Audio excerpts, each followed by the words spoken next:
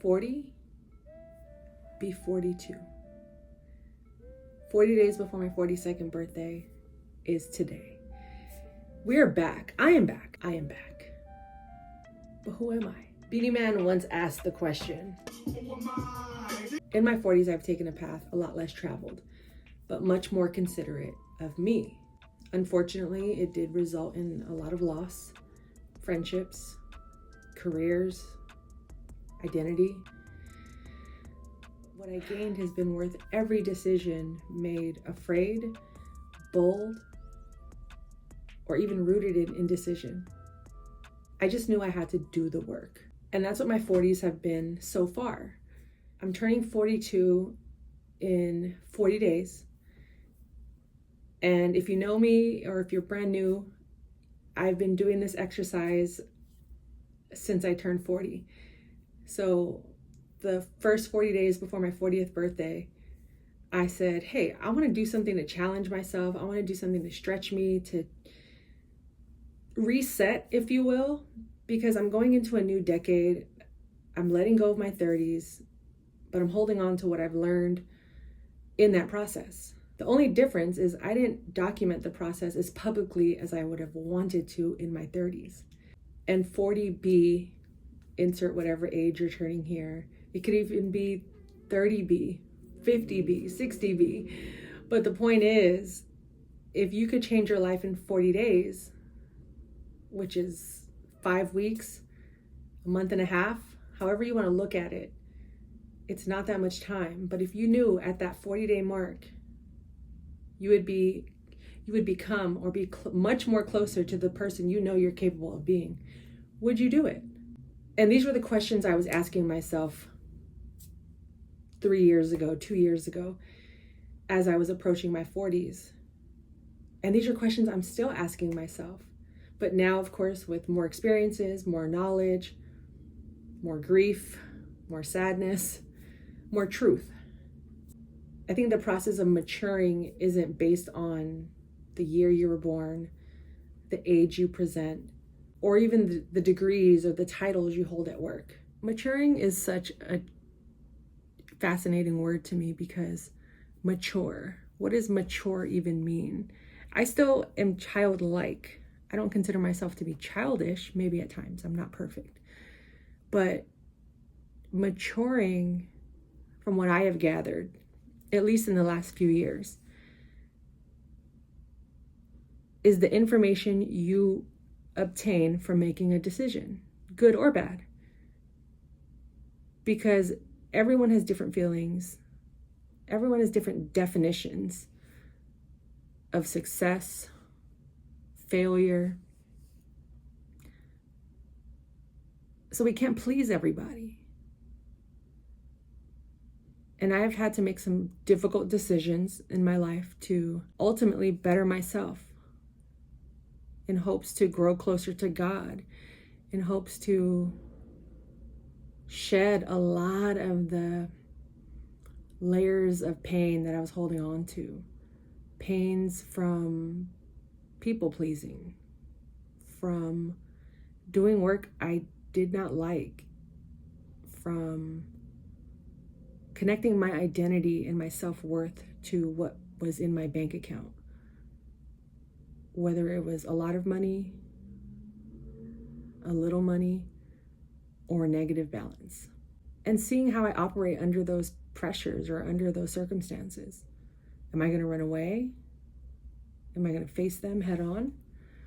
Am I going to ask for help?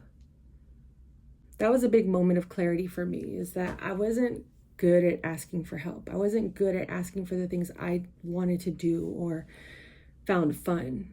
So instead, I would just detach and go do those things by myself. And after a while, that just gets lonely.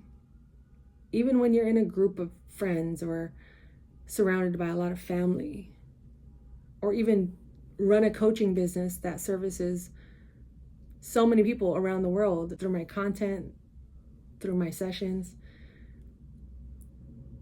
Who am I?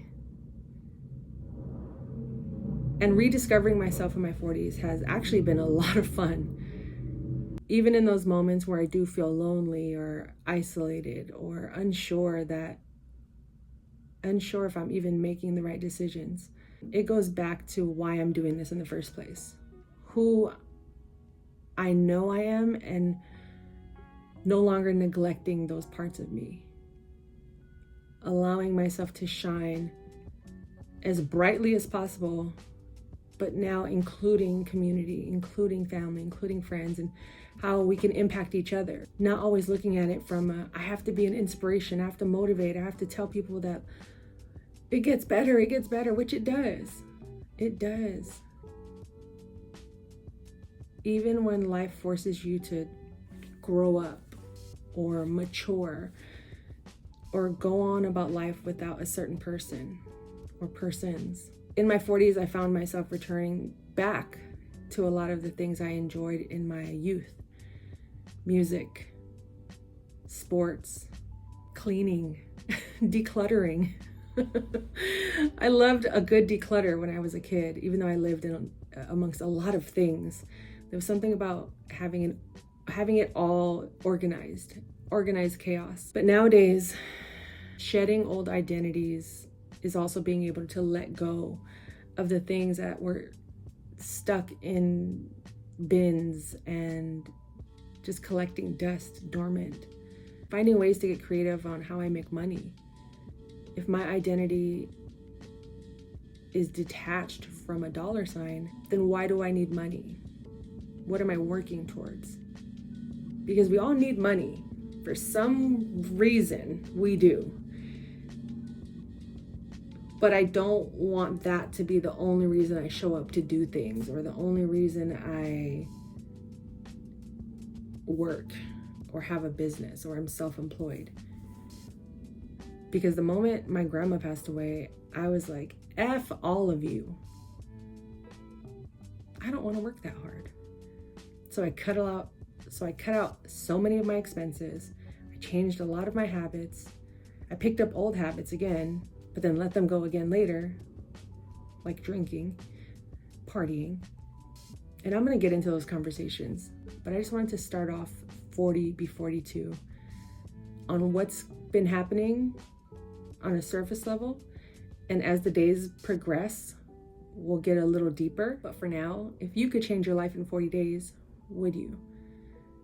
If so, what would that look like? For me, I'm going to share what I'm going to be doing in the next 40 days to keep myself accountable, to keep myself in line with my mission, my goals, my dreams, my values, and anything I aspire to do, big or small. Whether it's trying a new restaurant or visiting different parts of the city I often neglect, or maybe taking a random trip somewhere. I don't know. It might also just be a lot of stillness and quietness. But whatever I choose to do, I have to do the work.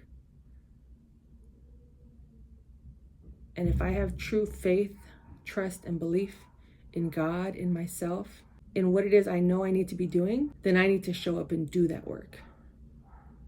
And it starts here. So my main focus is building trust, continuing to grow my faith, fitness, working out, going to doctor's appointments, dentist appointments, finances, my money, my identity with money, and of course, food, fun, travel, all that stuff in between, above, around, unknown.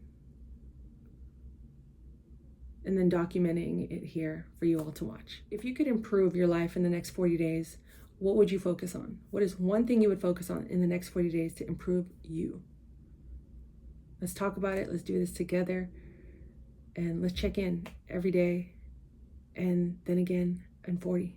40, be 42. Wow. God is good.